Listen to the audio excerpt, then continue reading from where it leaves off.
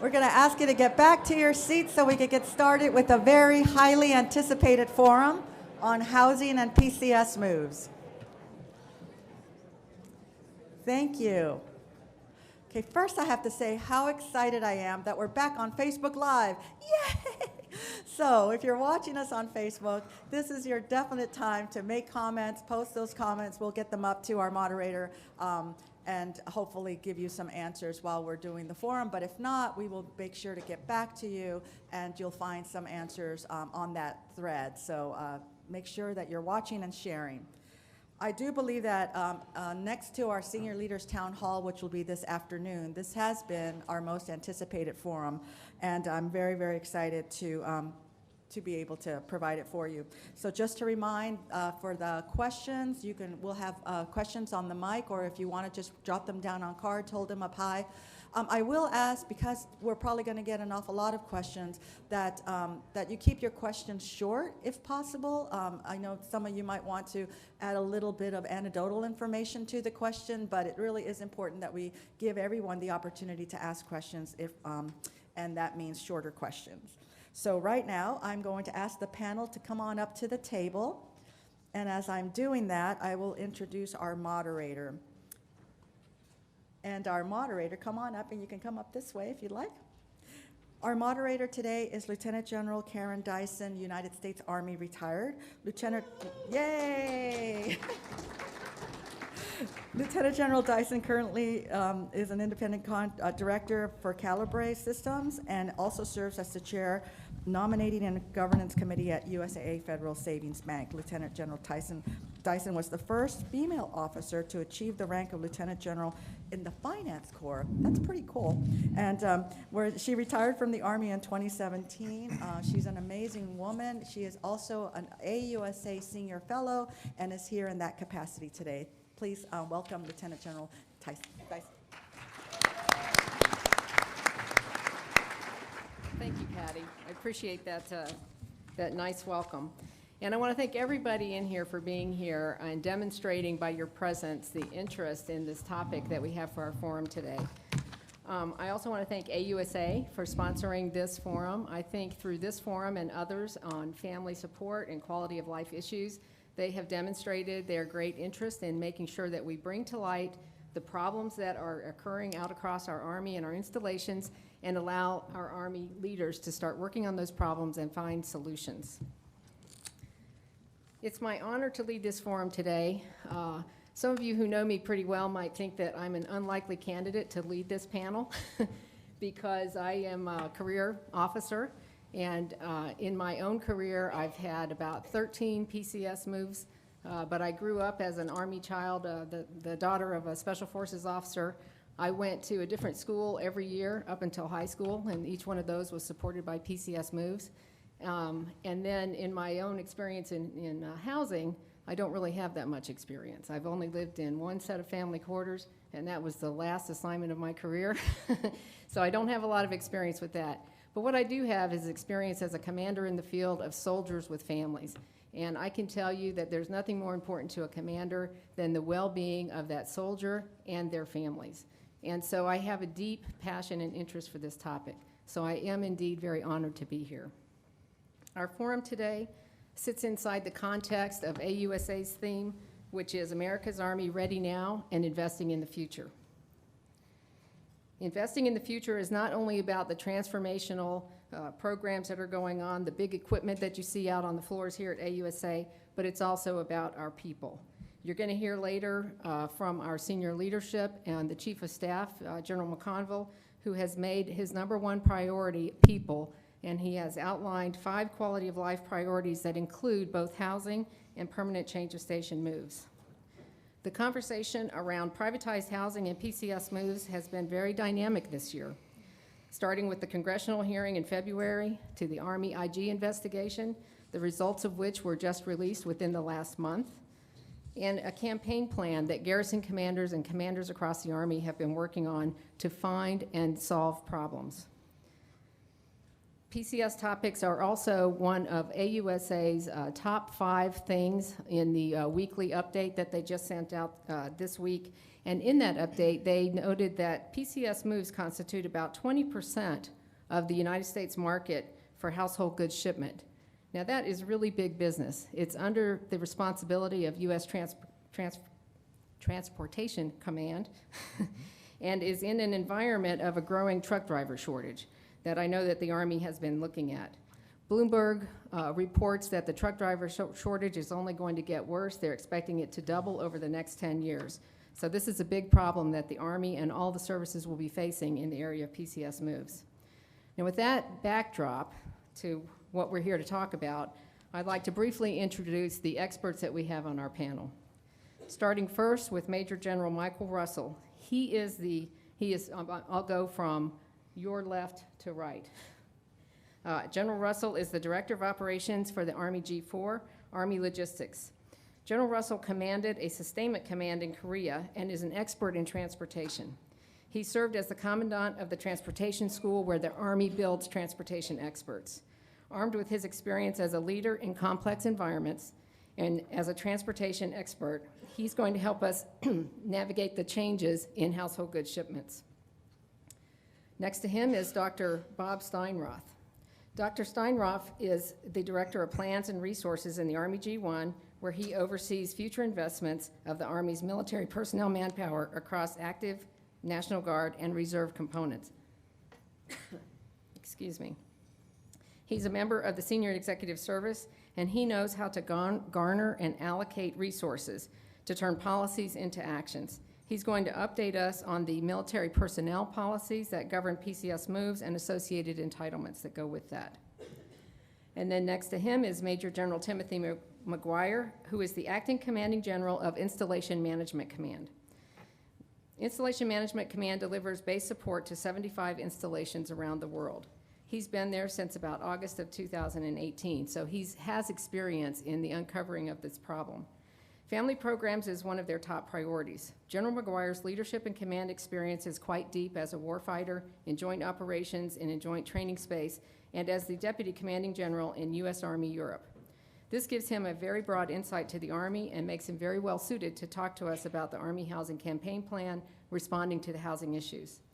And then lastly, Colonel Kristen Casteau is the Director of Public Health in the Office of the Surgeon General. She's responsible for public health policy, strategy, oversight, and advocacy across the Army. She has a doctorate in audiology and a PhD in industrial and systems engineering of human factors. Her experience includes leading operational readiness research and leading medical programs to enhance readiness across the Army. She will help us understand the Army's approach to health and safety concerns in the houses that are home to Army families around the world. So please join me in thanking our panel for being here today.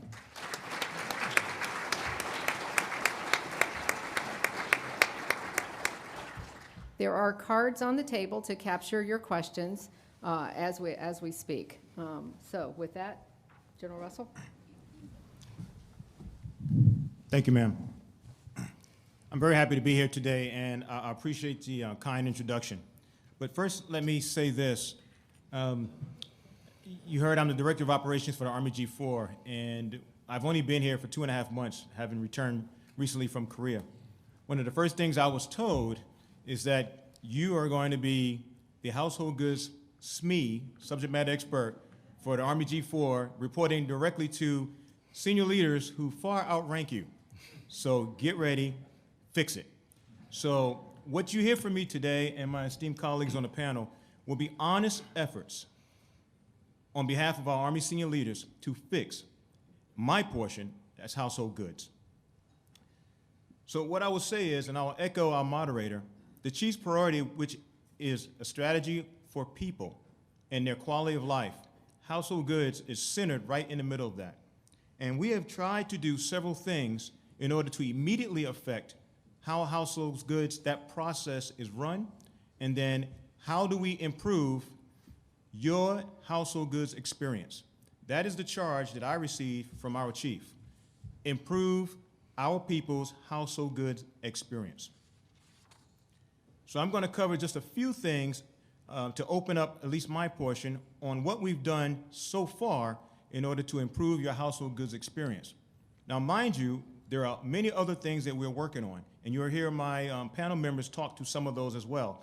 And when we get to the questions and answers, I'm looking forward to going over all the detailed outcomes that we're looking forward to immediately and in the future. So first of all, one of the things that we are working on right now is to have our soldiers, which includes their families, their PCS orders in hand at least 120 days before they PCS. What that will do is that will allow them to better mediate their own timelines versus getting orders late to need and then having to work through issues with a very truncated time.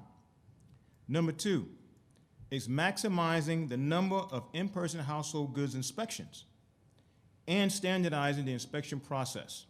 That's something that's been undertaken as well in order to make sure that we, because we're all customers of the household goods process, understand what to expect when movers show up, what the process entails, and then how do we leverage it on our own behalves.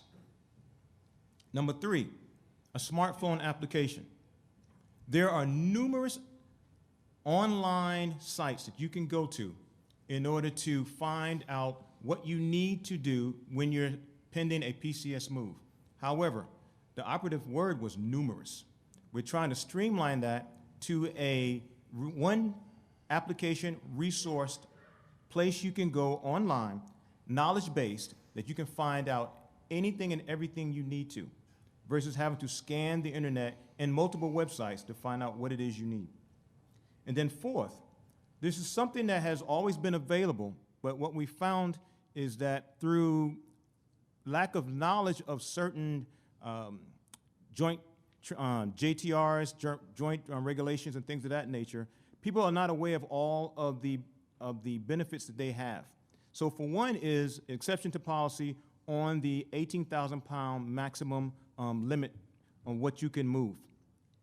There is an exception to policy available in the Joint Transportation Regulation, which if you put in that exception to policy to your transportation office, you can request to have your weight allowance, regardless of rank, up to 18,000 pounds. Now that's done based on potential hardships and things of that nature. Like if you have very large families, you have types of equipment and things of that nature that requires extra weight. So that is something that we found that a lot of people did not know and were not aware of. So those are just four things that I wanted to make you aware of in my opening comments. And then in closing, I just want to make sure everybody understands that our senior leaders, as well as us up here on the panel, we have listened to your comments online. We have heard your comments from the last AUSA Family Forums and on the Facebook family websites and other mediums. We've taken that and incorporated that into our efforts in the building and at other locations to try to get after what is most affecting you today, and then in the long term, get after what will make this process work better for us all. So thank you very much for listening to my opening comments. I'm looking forward to any questions on household goods. Thank you. Good morning.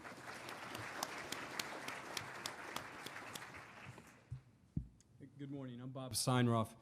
And last week, the Army senior leaders approved a change in Army's policy with respect to dislocation allowance, commonly called DLA. So moving forward, soldiers will be eligible to receive their DLA.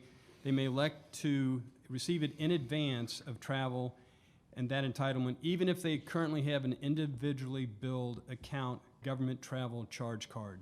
It modifies a 2014 policy, Army policy, that directed that the government charge card would be used for all PCS travel and relocation expenses. The intent of that policy was to benefit the card holders where you had the convenience of having the charge card use, eliminate need to take money out of pocket, and reduce the need to apply for travel advances. So effective on the 10th of October when they signed that policy, that's when you'll be able to get dislocation allowance put into your regular bank account for that movement and alleviate some of the challenges that have been presented there. Thank you.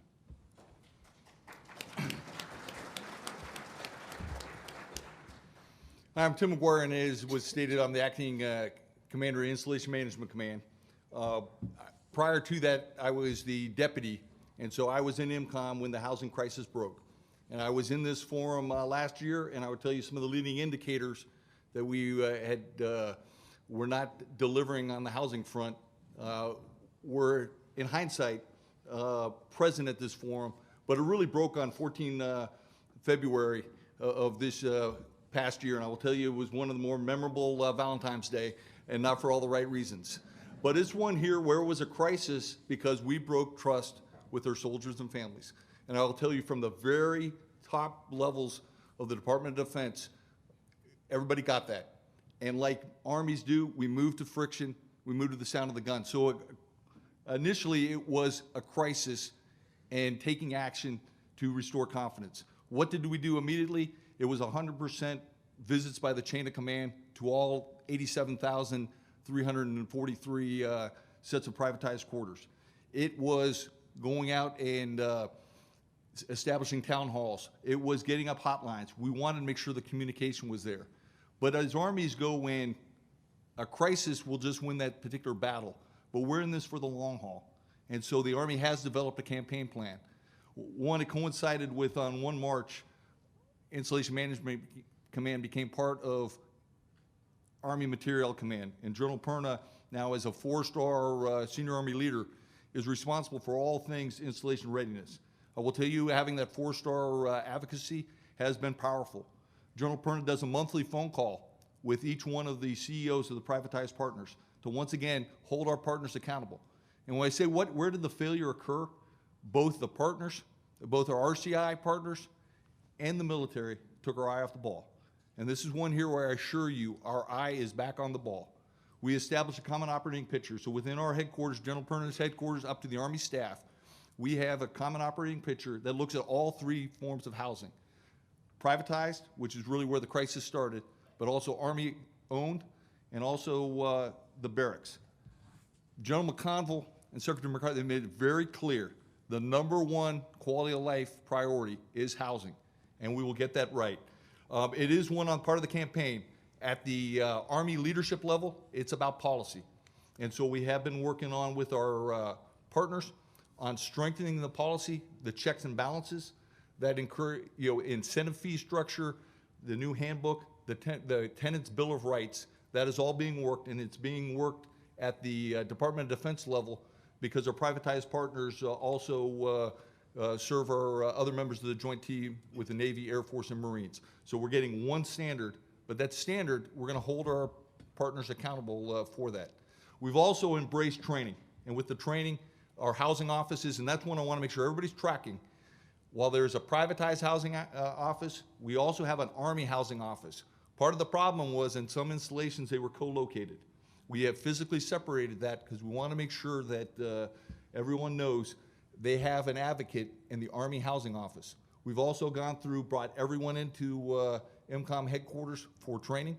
That training has also been each of our garrison commanders. I head out on Thursday to the pre-command course and speaking at every pre-command course, so the chain of command, the battalion and brigade leadership know their responsibilities. I will tell you the silver lining of the housing crisis is it re-educated all of us as the importance of the chain of command. So as I really look forward to the questions and answers period, but it's one there in terms of communication. We have hotlines at every one of our installations. We have apps for our privatized partners. We are developing an app so you can track your work orders for Army owned. The chain of command is all in. At some installations, we've reestablished the mayor's program within the housing areas. But you have your housing office, you have your chain of command, and you have your garrison leadership, and you have the hotlines. And the hotlines, we are checking to make sure they are properly manned 24/7. But it's one here where we want to hear. That said, we're doing 100% quality assurance of life, health, and safety work orders, 100% of between occupancy moves, and then 5% of other work orders. That one there is we are committed on the 100% between occupancy at places like Fort Leavenworth, at Fort Bliss for the Sergeant Major's Academy, and then also at Carlisle Barracks, where we have high summer return. We were not at 100%. We have conducted after action reviews. We're going to get it right this time here. The good news at Fort Leavenworth, our privatized partners went and sent additional maintenance folks from other installations there so they could deal with the CGSC surge at Leavenworth. We're gonna make sure going into next summer, we do better. So this is one here where I can assure you, senior leadership is committed. I mentioned over 87,000 homes. It's one here where we want to be right 100% of the time. But I've got to be honest with you, there will be times where we're coming up short.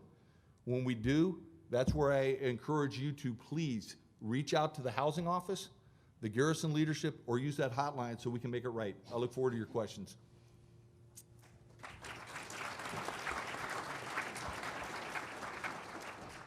Good morning. Thank you for that introduction, ma'am. And I was relieved to hear that General Russell was a little uneasy about working with higher ranking officers. I kind of know how he feels right now. So the Office of the Surgeon General, United States Army Medical Command, is fully committed to doing our part to address the Army's priority of providing safe and healthy homes for family members and service members. We are committed to the health and well-being of our beneficiaries and have done quite a few things to that end, and I'll talk about 4 specific. You can go to the next slide, please. The most significant, I think, thing that we've done in the past year, since the August 18 media articles about lead-based paint in family housing, we have, and then the subsequent February reports of primarily mold issues in homes, we've implemented 2 policies in Army medicine that really aren't anything that new, but they clarify Army medicine's roles in identifying health conditions that are potentially related to environmental health hazards in homes. They focus on the medical management, of course, of those conditions, the reporting as indicated by state and local authorities, particularly in the case of lead, and also tracking so that we can be aware of what's going on and linking that to the source of exposure. Both of these policies have given us a heightened awareness of what's going on. If you were at yesterday's Family Forum 1, I think it was, panel, Mr. Resta from the Public Health Center talked about the lead policy. Because we know exactly who's supposed to track everything and monitor everything, we know that since October of last year, 45 children have been diagnosed with elevated blood lead levels. We follow up on the source of the exposure to lead. We follow up on their laboratory analysis so we know when their lead levels go down below the action level. But it's a serious concern to us because, as Mr. Resta said yesterday, there's no safe level of lead in a child. We also know with our mold policy that both of those policies require a home assessment if the health condition warrants that. And in the past year, we've had 68 home assessments recommended from Healthcare Encounters that we follow up on to make sure that that information will get into our system of record for environmental and occupational exposures. Next slide, please. We've also established, in coordination with the Army Medical Readiness Assistance Program at Joint Base San Antonio, the Phase 1 of the Housing Environmental Response Registry. So this is a 24-hour-a-day, 7-day-a-week hotline that residents can call to report environmental hazards in their homes, but also, and more importantly, to get assistance. They can get targeted education on the concerns that they have with the environmental exposure. They can request assistance from a public health professional at the Army Public Health Center and really get the information that they need to help them find a solution to their problem. Since the implementation of the registry in April, 236 families have registered, and about 110 have reported specific concerns with their home. The majority have been mold and dampness in the home. And then a proportion of that have requested assistance from a public health professional that we follow up on and track them. And they're enrolled in our system of record for environmental and occupational exposures as well. And the overall intent is to link the housing assessments with the health conditions or health concerns that result from those exposures. Next slide, please.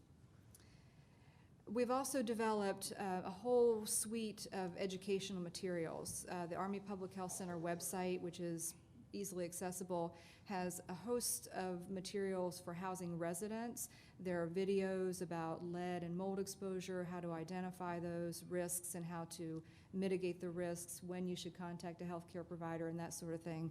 There are materials for healthcare providers so that we can responsibly and in a validated way, respond to concerns to environmental health exposures. There are checklists and links to Environmental Protection Agency and Housing and Urban Development materials for housing inspectors. And there are also, even for Army leaders, there are templates for town hall meetings where a lot of the background information is there and they can be customized. We have issued an order that we have public health, dental, and medical professionals at the town hall meetings that are happening on installations, so that those kinds of questions can be addressed by a professional there as well. Next slide, please. And then lastly, we are working with General McGuire's team to refine the housing between occupancy checklist to make sure that we are following all the legal and environmentally sound guidance, and that's been a great collaborative effort that we'll continue to work on. So I see that I'm out of time, so I'll stop. And thank you again for having me here. Look forward to your questions.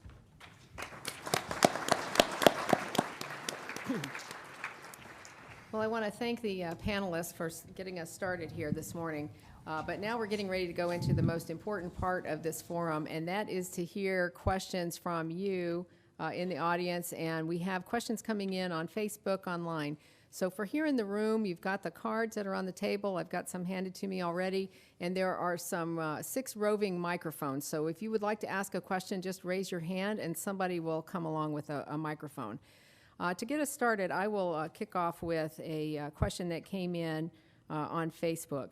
And the question is, or the statement, we need a clear process of how moving companies weigh our household goods. It seems like they're always overweight, and you don't always get the documentation that you need to establish that overweight status.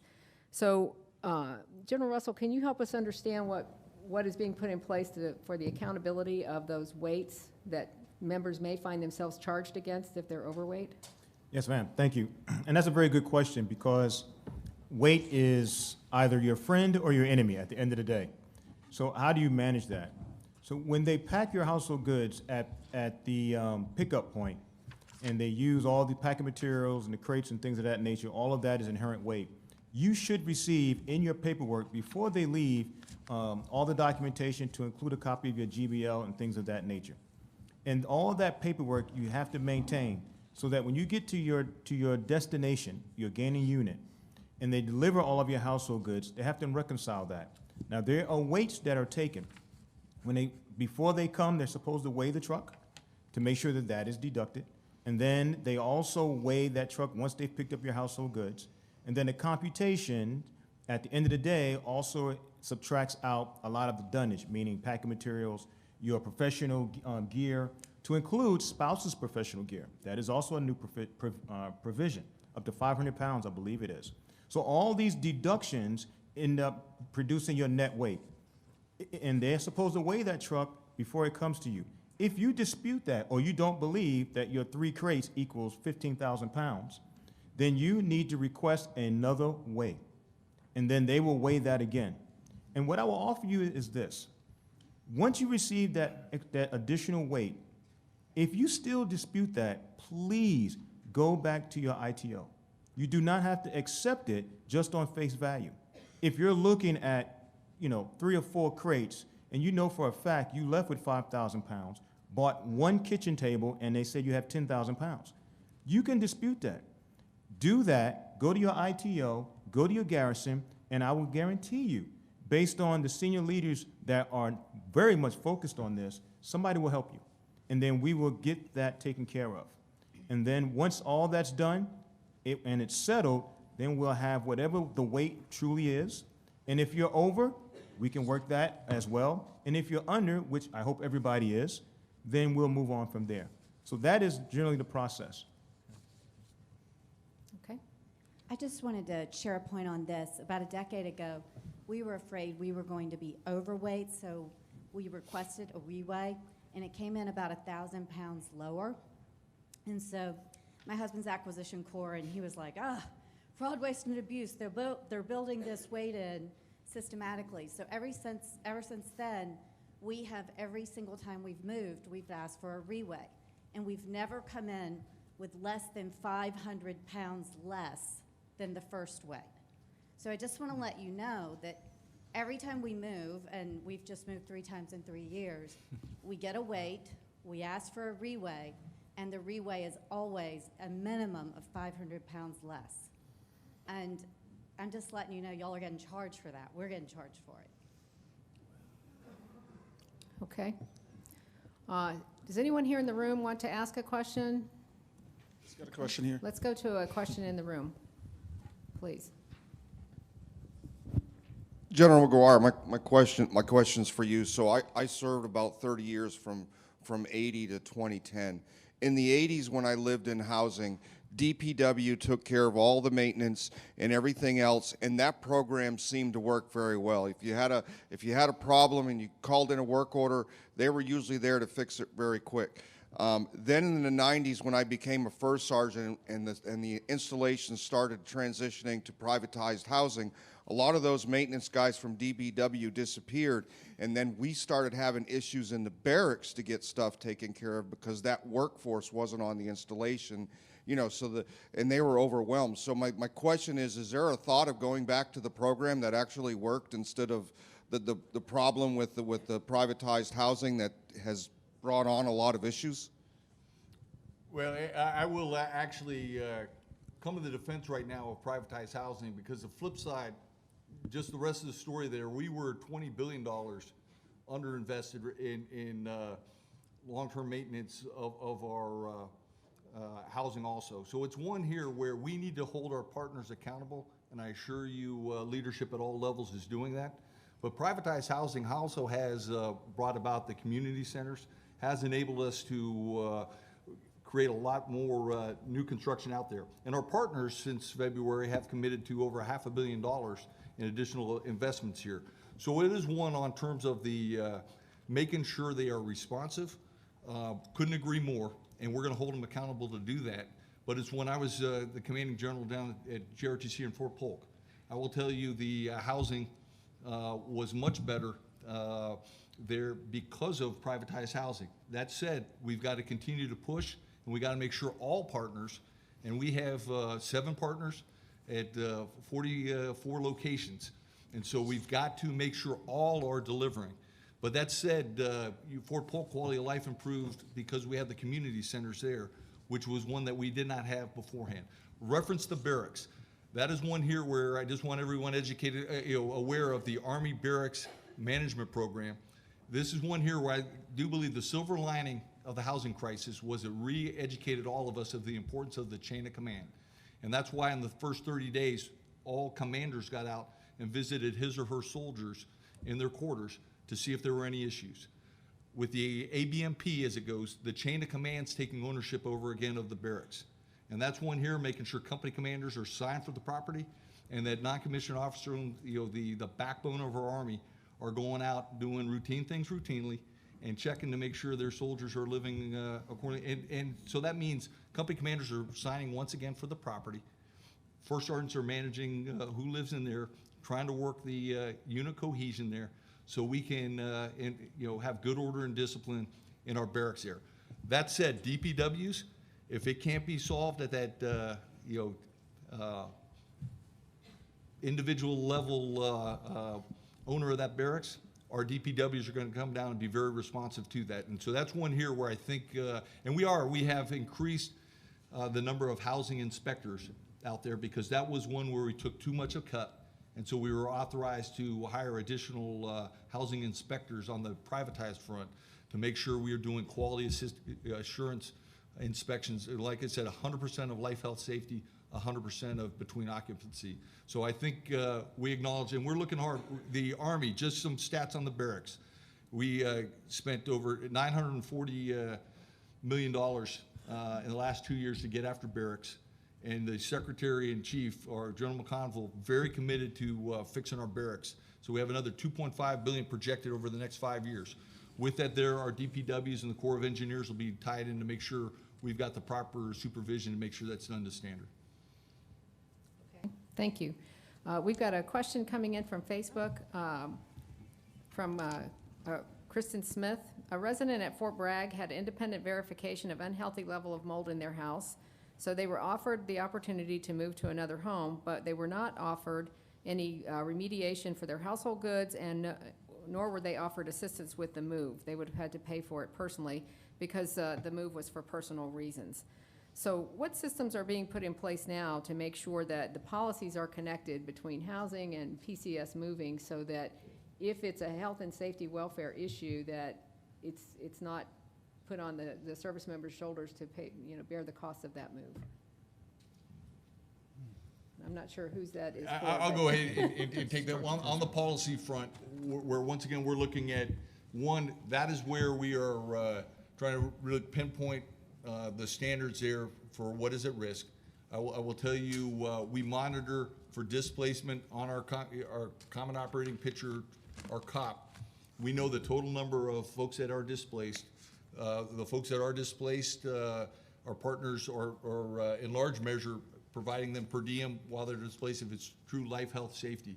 That one here is one on the, not knowing the specifics here, Yeah. is one that, once again, my default is, if you're in that situation, please ensure your chain of command is aware and the garrison leadership, so we can elevate it and get all the details. So I'm hesitant to speculate on this one because I don't know the details, but looking at the Army staff here in the Secretariat, I know on the policy front, when these issues come up, boy, we're taking a hard look, and that's where we want to do right by our soldiers So I and think, families. maybe looking at this a different way, are there changes being made to briefings that are provided to soldiers and families when they move on to an installation or throughout their town halls that make them aware of these issues, and also make the local leadership aware of the related issues? There's another question that came in from a card here that is somewhat related, and it talks to how you would tie inadequate maintenance in thermostats, for example, to mold in Army family housing, and making that, replacement of the thermostat is a higher priority if it ultimately leads to, mold growing. So kind of bringing together those pieces. Is something changing in the way communication will be affected to service members and their families? No, that's fair. And General McConville has tasked us to transition from industrial age to information age. And this is one here where I mentioned the apps that we are trying to work to track the work orders. We need to do a better job of, on our websites, making sure the accessible. Christy mentioned we are trying to streamline our quality assurance checklist, so everybody is going off one standard across the entire Army. We are working hard to, and this is one here where we want to be a learning organization, like our combat training centers. We're conducting after-action reviews so we can get it right. But this is one here on our fact sheets. So much of mold, as General Dyson mentioned, is making sure we get at the root cause, which is the moisture or the, on that, we'll take a look at the thermostats. I would argue if the thermostat's not working, that should be getting the attention to fix it. But Right. if it's life, health, safety, if we can get after the root cause, we want to make sure we are attacking that, because it's going to save us bigger problems down the road. Yeah, I think maybe, the criteria that's used for health and safety, you Yeah. might not on the surface of it, if you're in a mild climate, think that thermostat is that big of a deal, but, No, it you're might be, it might be. Okay, is there another question in the room? Somebody wants to ask a question live here? Yeah, I'm a specialist in environmental air quality measurement, and on a daily basis I field a lot of calls from concerned folks who are worried about air quality in the home, but also not caused by contaminants in the home, but also caused by external events, which could be dust, forest fire, smoke events and such. And there's a lot of really valuable, interesting technology coming onto the market to be able to evaluate these problems. And I'm just curious as to what forward thinking is occurring to look at some of these technologies and potentially deploy them. I can take that one. Thank you for that question. So our Army policy in terms of indoor air quality related to mold specifically is that instead of focusing efforts on the mold spores in the air, if you will, looking at instead the conditions that lead to moisture and humidity and dampness in a home that provide favorable conditions for mold spores to proliferate. So right now, our focus in our policies is for mold to remove any, clean thoroughly, and there are procedures for cleaning thoroughly any visible mold, and addressing the source of moisture that allowed that mold to proliferate, and then keeping, in terms of indoor air quality, temperature, humidity, and dew point at levels that align with Housing and Urban Development EPA guidelines. We follow closely we're gearing towards following closely the standards suggested by the National Center for Healthy Housing. Okay, thank you. I've got several cards here that really talk to household goods shipments, General Russell, and they really deal with not knowing what the service provider is supposed to provide. What is that mover supposed to provide?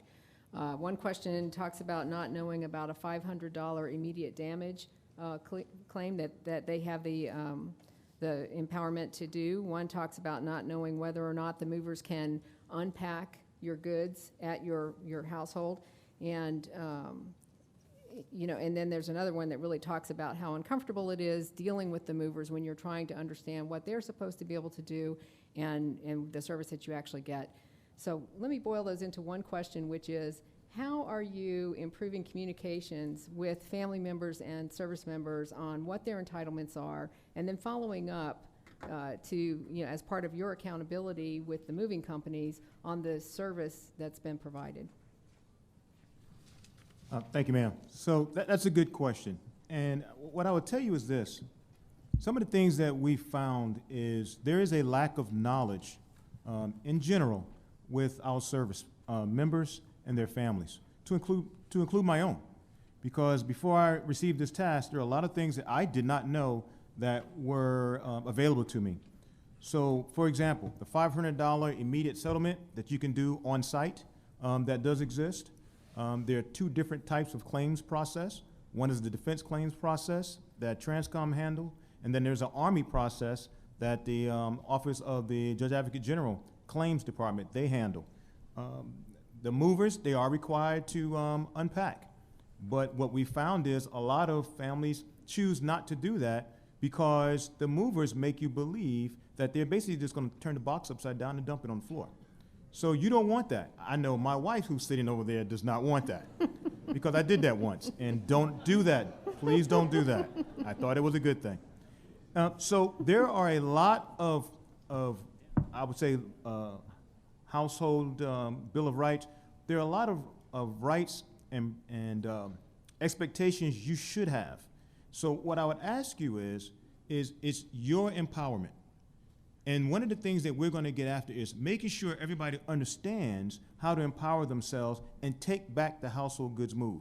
It is not the movers that we are accommodating. Sometimes you feel that way. They are accommodating us. If you ask them to do something because that is how you prefer it to be done, then they should do that. A lot of instances, you have a lot of antiques. You have furniture that you don't destroy. You have children's things that you're saving for the grandkids. All these kind of issues that we all have, and you ask the movers to do a certain type of packing or handle it this way, and they make you feel as if you're inconveniencing them. You are not. We pay millions of dollars that one young person stated back there for them to pack our items, our perishables, the things that you cannot get again in this lifetime. So we are going to put all of those issues on one site, one app. Because what the goal is when you're in the middle of your move and you have boxes all around you and you have people on every floor and you're either by yourself or you've dispersed your family to try to cover each room while you have people going through all of your belongings, you have to be able to go and look and say, this is what I need right now based on what's going on. Or the movers are not doing what I asked them to do, what I was briefed they would do at my either levy briefing or what I gotten offline, and then you call the ITO. There are 24-hour, 7-day-a-week hotlines. Somebody will answer. And then somebody, based on what AMC is doing in terms of increasing inspectors, and oh, by the way, we've even hired spouses to do some of these inspections and training them. People will respond, and they will come out there and resolve the problem. And if not, then you continue to elevate it. because we stay up here, Army senior leaders, they have empowered all the way down to the lowest levels to make sure that your household goods experience is better and gets better. We just have to hold everyone accountable. And then finally, improving communications. To improve the communications between us and the movers is a combination of all the things that you've heard thus far, and it even has to do with a future possible contracts that we're going to do that Transcom is working on, where we're working on other issues to hold movers accountable individually if they don't do what's expected. So those are some of the things that we're trying to get after. Thank you. So General Russell, has there been any thought given to creating an app that is similar to the one that is available for tracking vehicles and shipment, for being able to track your household goods and shipment, so you can have better tabs on where your household goods are en route? Actually, there has been. So I say this not to overpromise and underdeliver, but we have talked about, is there a possibility to, and this goes back to the industry, and we'll have to work with our partner Transcom, is there a way to incentivize the movers to put tracking systems and track our household goods from when it's picked up to when it is delivered to our quarters or home or wherever it is? So we have looked at that. That is something that we are considering to pose through Transcom to the moving industry, and I believe it does have merit, and we're going to keep attempting to pursue that. I mean, that might be another way to capture feedback from, our families as they're going through their move, on their satisfaction with their move. Ma'am, if I could, for feedback, the surveys are critically important. I know service members, we get inundated with surveys. But when you get your household goods survey that comes back to you to your email account, please fill it out, because we actually count each one. And that is a way that we measure the effectiveness of each moving company. And that rank orders them that you can look at on the DPS website. So those surveys are very critically important. Thank you. Thank you. Thank you. I've got a question here coming in from Facebook. It talks about the town halls that have been conducted over the summer in response to the housing crisis and the campaign plan. And many of the garrison commanders have said that they have open door policies. However, this member who's writing in is stating that they're finding that not always to be true. So, General McGuire, what are you doing as the acting Installation Management Command commander to hold your garrison commanders accountable for making sure that there's ample opportunities to hear from residents in Army housing on issues? Okay, a great question, and I just look out to everybody. I can assure you, if there's an issue, please bring it to both your soldiers' chain of command, but also the garrison. And as I mentioned, there is the Army Housing Office is another venue. There is the hotline, and then you can bring it once again to the garrison commander and get how to hold them accountable. There are monthly reports that they are sending up. As I mentioned, General Perna has a monthly phone call with all 7 CEOs, where he's personally taking. General Perna is a very busy man with 10 subordinate commands out there, but he's taken the time last 2 days of duty days of the month to call each one of the partners there. That's where we arm him with issues. So this is one here where if you're not satisfied, please get into the hands of the leaders there. That said, the garrison commanders, I'm proud of how they're taking this one on, and in large measure, they are committed to regaining your trust. And so this is one here on the town halls. We're going to continue those into the foreseeable future. We're going to make sure we not limiting it to housing, because we want to make sure we're doing the right thing on household goods. We want to make sure it's a venue where we can talk child care and spouse employment also. So it's one where we want them to be interactive. But that's one here where if you do not feel that your garrison leadership is being responsive, folks can contact me.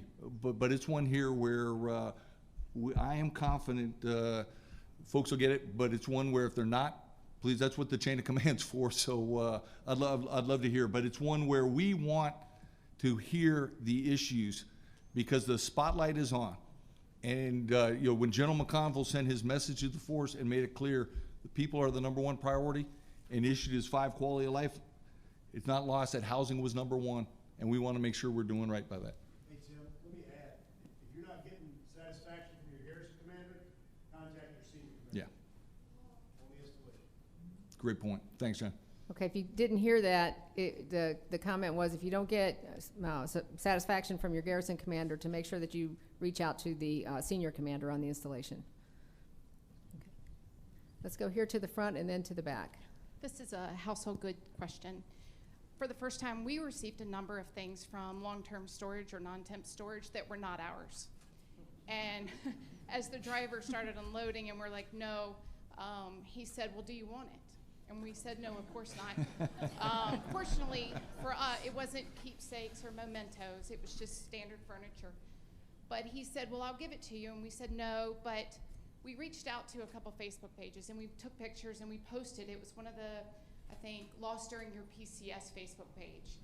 And there were no takers because it's only a certain number of members on this Facebook page. But is there a way going forward with this app to allow family members who do unpack and find things that are not theirs, like memory albums that mean the world to us as we move around, to somehow get back to their owners? Ma'am, I appreciate that question. I really appreciate that question because my wife and I inherited 2 chairs that we have no idea where they came from. And that came out of non-temp storage. So we're trying to work through that as well. However, I'm glad you brought that up because we had not discussed that topic specifically. But now that you've brought that up, it now will be a part of that knowledge base app. Thank you very much. Okay, in the back, please. Hello. Is this on? Okay, yes. I'm Erin Wagner. I'm with Military Officers Association of America. And I know the Army's been doing a lot to improve the work order tracking and portals, but we have heard some reports from service members on the barracks side that this isn't necessarily the case for all barracks of having a formalized work order process. And so we see some chain of commands creating their own process with Google Docs. And so I was just wondering what is being done to improve the work order process on the non-privatized side, and if you could go into what sort of tenant rights the service members would have living in barracks. One, in terms of the app, Army Material Command is on behalf of the Army creating an app to track work orders both with Army Family Housing and also on the barracks. So acknowledging we're working that one.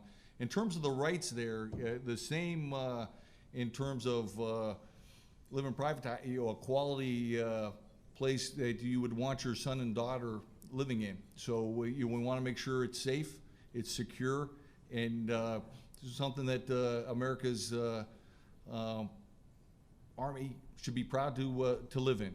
But that said, also they are members of a unit, and so in terms of chain of command, there are still going to be first sergeants, squad leaders, team leaders coming in to inspect to make sure they are upholding their end and maintaining their room accordingly. So in terms of I'll just camp it in the good order and discipline, but it's one where I'm very confident in terms of the chain of command does a good job with that, and that's why I'm excited about the Army Barracks Management Program, the chain of command doing the routine things routinely. And it is one that we spent a lot of time in the 82nd Airborne Division. We always said you can't issue physical and mental toughness at Green Ramp, meaning you can get your MREs, you can get your hot weather gear, cold weather gear as you're getting ready to get on the plane, but you got to do PT every day to be physically and mentally tough to fight and win the nation's war.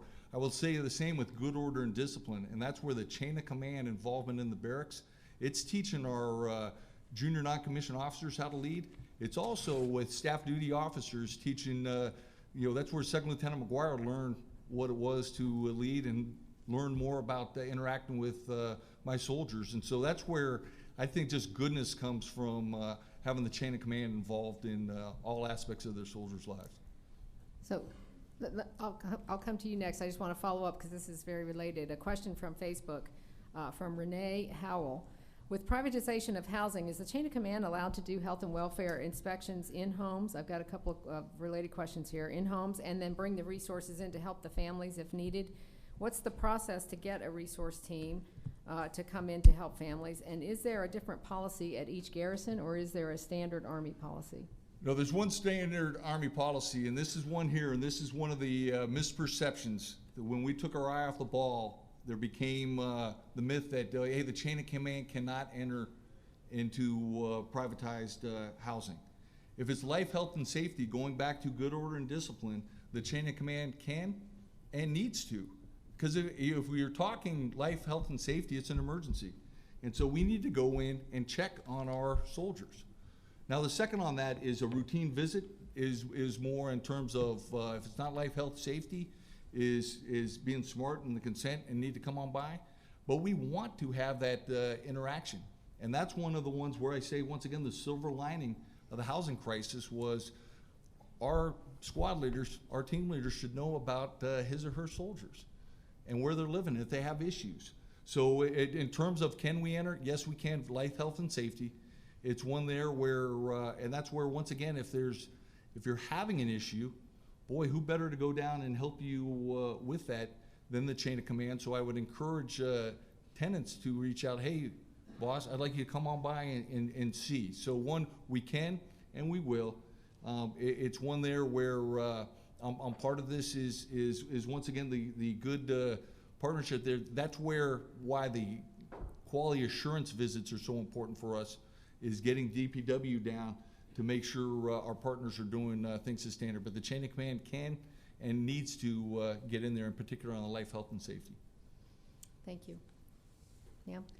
This is to go back actually to previously with the PCS and items showing up that aren't yours or, missing. And the page actually is lost during my PCS, and it's monitored. It's very respectful, and it really is simply just to, there's 24,000 members right now, and you can't share, but you can screenshot and then share social media.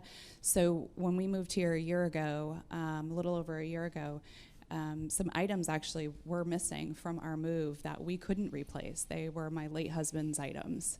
And we put it, somebody told me about this page, we put it there, it was shared, military.com did an article on it, and then, after my husband had called every day for 25 days, the organizations that laid hands on our move across the country, within 15 hours it was found. So the power of social media as military spouses and military families during those PCS moves is huge. And so I say utilize it. 25 days and then 15 hours later, we had our stuff, so.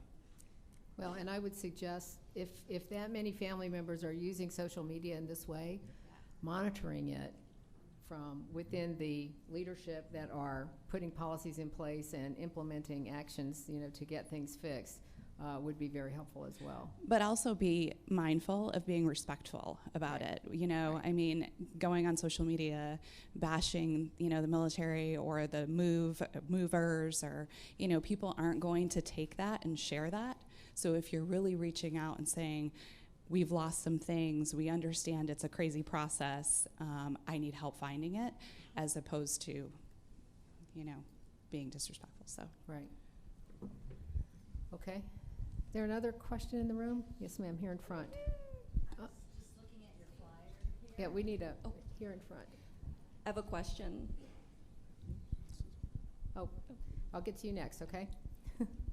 So I'm looking at this flyer that was on the table, the ABCs of claims, and I just finished my claim before coming here. And I thought that, I went to the move.mil website, which took me to the ATS, and then took me to the DPS, or 3 websites down, and I put on all my claims and pictures, and I hit submit claim, and I thought, okay, I can go to AUSA because I'm done. And then I see here it says note on the very bottom, transferring your claim to CPCS on the DPS website, move.mil, does not transfer the electronic file. You must go to this other JAG-CNET /P claims to complete the online filing process. Like, what does that mean? And that was not in my instructions. Yeah. So Thank you for that soft curveball. Appreciate it. So what I would say is this, and then for those of you who like pop culture TV, I'm going to phone a friend. So number one, there are two processes. It's the DPS where your claim goes to Transcom to be settled, and then there's one where it goes to the Army, which our JAG office claims handles, and they do different things. So what I would ask is this: if General Ware or Mr. Rick Marsh could talk to Transcom's piece to get after your DPS, and then if I could have Major General Risch, who's the deputy JAG, who can handle the Army's claims piece, and maybe we can reconcile. Hey, General Russell, this is, again, this is Major General Mike. We're on behalf of General Lyons at Transcom. I just want to thank you and General Gamble for the chance to be part of this. And you are really hitting it out of the park with each of those answers. I will tell you that this type of feedback is exactly what's needed in terms of fixing the process. You know, there is a global household goods contract that is soliciting feedback, and we're building a better process. But this example that you brought up is so bad, we can't wait for that. So literally, I mean, it is a fractured system, and this is just a great example of how you're just getting tossed from one level to the next. I'm not just going to phone a friend. I actually have a great friend here, Rick Marsh, who's the SES with me in Transcom, and he is the one that is trying to help us fix this now. But I'm going to pass the mic. But I'm here to take any questions you've got on that future contract that we're putting together as well. So Rick, let me hand this over. Hey, ma'am, so specifically for your question, when you filed your claim in DPS, so you will work now with the transportation service provider that moved you. So you only need to follow this clunky process if you can't come to an agreement with the TSP and have to go to the military claims office. So ideally you wouldn't have a claim at all. Ideally now you'd be able to reach an acceptable agreement with the mover, and you would not have to go through this process. Right? No, it's good feedback. But to General Weir's point, there's about a 20% claims rate in the program. 400,000. There's about 80,000 people who have to go through this process. So to General Weir's point, I mean, this is not something we want to wait on to fix. So that's great feedback. So General Weir, and I'm sorry I didn't get your name, but thank you for jumping in on this and recognizing how important this is. I mean, conflicting information, confusing information. Everybody's trying to navigate it, and during a very stressful time anyway. So I think this sort of falls in the bucket too of clarifying information to family members and service members on, what is the process for the move, what are these steps, and so that it's clear where there's a separation. Thank you. Okay, question in the back. My question is in regards to movers, a little different area with safety. So when we moved to Fort Leonard Wood, we lived outside of base. Our movers, the truck driver, picked up random people in Licking, Missouri, where the prison's located, to come move my household goods into my home. And as we saw the unfortunate incident with the Army civilian in Germany, and his movers ended up attempting to rob him and harm his family, what are we doing to make sure that the movers, especially off base, are not convicted felons, or at least even being tracked of who is coming into our families' homes? So I'm going to and I'm going to attempt to answer that based on a little bit of experience, having dealt with a little bit of that as well. There are several things that the mover is supposed to abide by. Trained individuals, enough equipment, trolleys, ropes, and things of that nature to perform the move as they're being paid for and that they bid for. So what I would ask you is this: we don't know who they're hiring per se, because they show up. Just like to my house, your house, Private Russell's house, they show up. But what I would ask you is, if you notice anything that is askew, please report that. And always, if anyone feels unsafe, that I would tell you just call the MPs or anyone like that if you immediately feel that you may be at risk. But if it's not something to that level, call the ITO office or the 24/7 hotline, and they will come out there. They're required to come out there. And matter of fact, they're required to do, at least by OSD's rules, at least 50% inspections. And AMC is getting after that, especially in terms of empowering folks at the lowest level to be on site, inspect where it's needed to make sure that you're getting the service that's required. If you feel unsafe or you're not getting the move that you believe you should have, report that to the inspector that comes, because there is no more coming by, dropping off a card saying, "You're good," as they do a slow drive-by, and then you're like waving, hoping that, that the card, doesn't land somewhere else. Now they have to get out, come in, they have a checklist that they're required to use, and ask to see that checklist. As a matter of fact, I brought a copy of it with me, just in case somebody called me out on it. So ask to see that checklist and make them go over the checklist with you. And then, if you do not still feel that this is right, call them out on it and make them fix it. Now, what the result is, it could mean your move moves to another day, or they send everybody away and start over again. That happened to me one time. The movers were similar to what you've experienced. And it got to the point to where the inspector came out, my wife and I said, "Hey, this is just not working." I mean, they were doing whatever they wanted to do. And we threatened to cancel the move and have somebody else come out and redo the move. The inspector fixed it on the spot. So those are just some of the things I would offer to you. But again, the inspectors have checklists, make them use them, make them show them to you, and if it's not going the way you think it should and you feel unsafe, emergency services first, ITO second, and we'll fix it. So General Russell, you've mentioned the hotline, the 24/7 hotline a couple of times. Is that available on joint bases and across other services bases, like an Air Force base, if you're moving to an area like that? Yes, ma'am. 1-833 MILMOVE, MILMOVE. That's a 24/7 hotline. Okay, great. Thank you.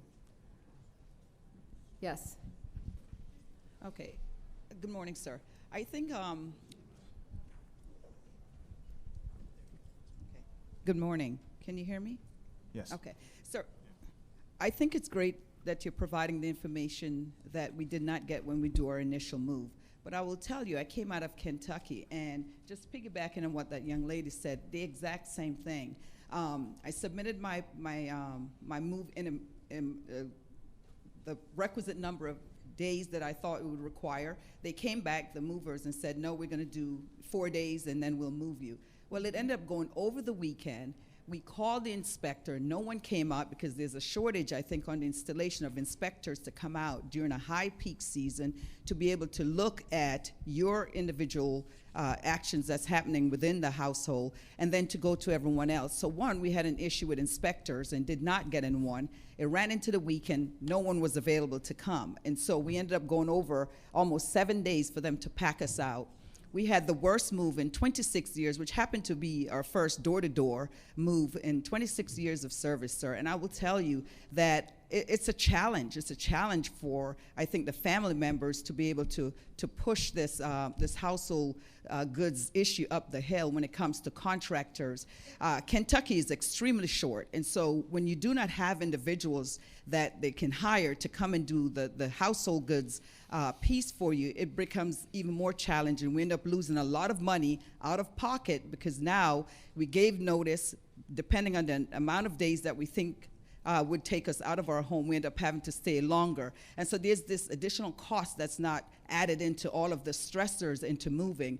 We have very, very poor contractors out there. Who holds them accountable in spite of the fact we complete the surveys and we say these guys should not be moving anyone, and they're the next set of people moving? And so who holds them accountable for the lack of care and just the way that we're treated during this household good movement time frame? Thank you. So I appreciate the passion behind that question, because I'm sure it's not just you alone. So what I will try to attempt to answer that in two parts. First part is, how do we hold them accountable? And I know I've said survey, right? But the survey allows us to rank order their progress and how well they're doing. And there is a process where they can actually be, I guess, barred from being a mover.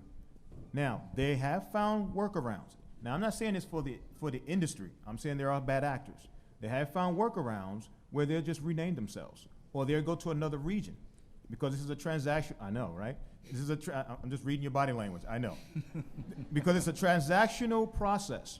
Today, it's a transactional process, and they'll just move. So how do we try to clean up issues where they find the loopholes and exist in between them, and we have instances where family members feel unsafe during a move, and or the quality of the move is just so poor, it becomes just an additional stressor. So what I would do now is I would like to segue into the global household goods contract, because I think this is a good opportunity for Transcom to talk to how they're trying to clean up this industry and go from a transactional process to something that's more centralized. We're not going to take our eye off the ball, but more centralized to where we can get after bad actors and improve your experience. Thank you. No, thanks, Michael. And you're absolutely right. If I knew what I knew now over the past 34 years, I'd be shocked. I'd be doing a ditty all the time. But it is very, very fractured. And what I did not realize is that while you'll have a poor move, and some of this is due to peak season, some of it is bad actors, but we do not have a system that takes a West Coast poor performer and prevents them from behind on the East Coast. It is fractured.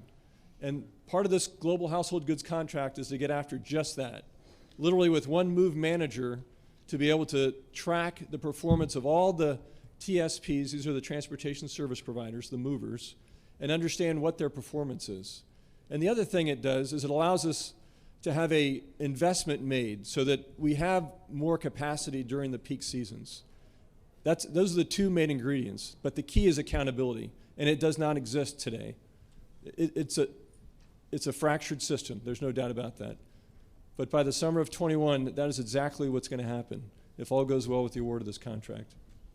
I don't want to underestimate, though, the value of your feedback, because we've got another peak season to get through, the summer of 20, and this is incredibly important, and all of you bring that to bear.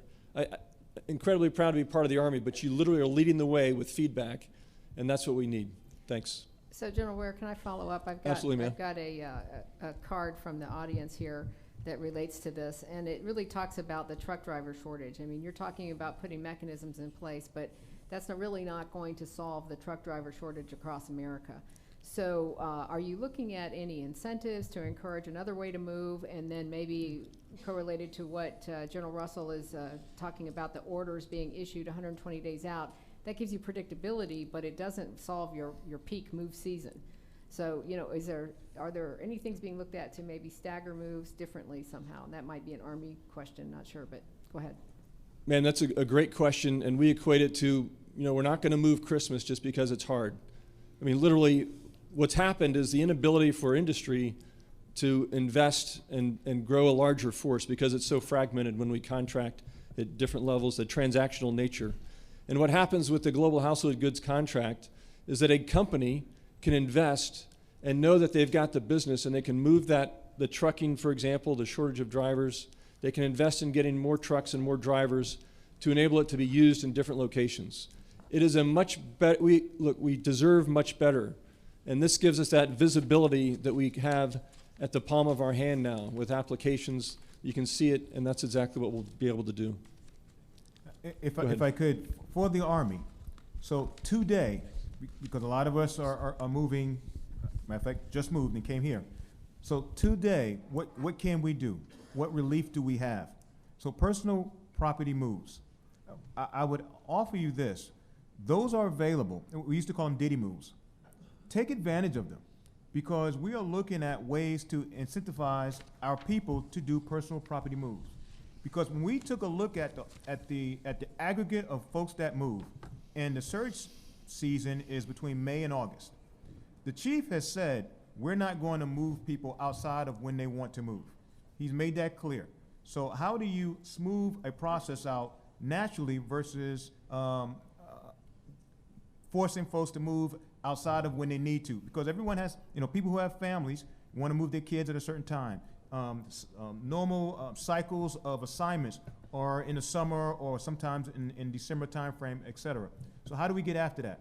Personal property moves, things such as hiring your own truck, opportunities to go out and solicit your own movers, and take 3 bids and find out what's the best bid and submit that, and then you're allowed to do your own moves.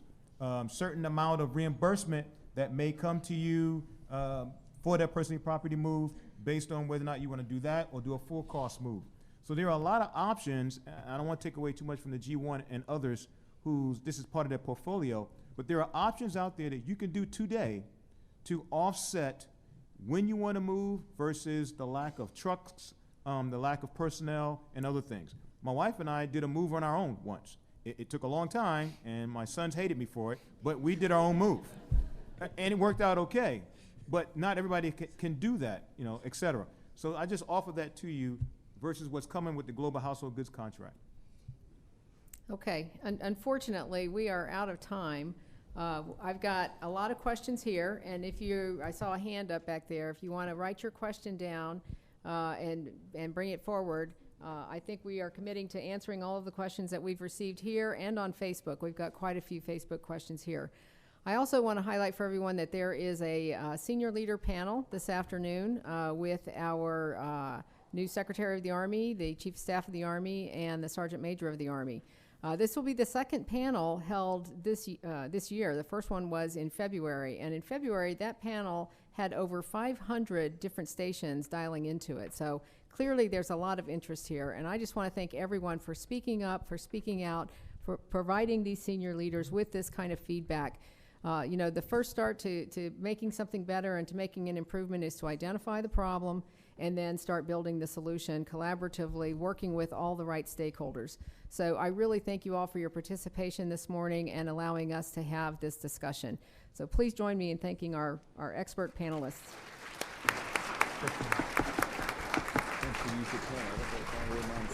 It's not right here. It's not right there.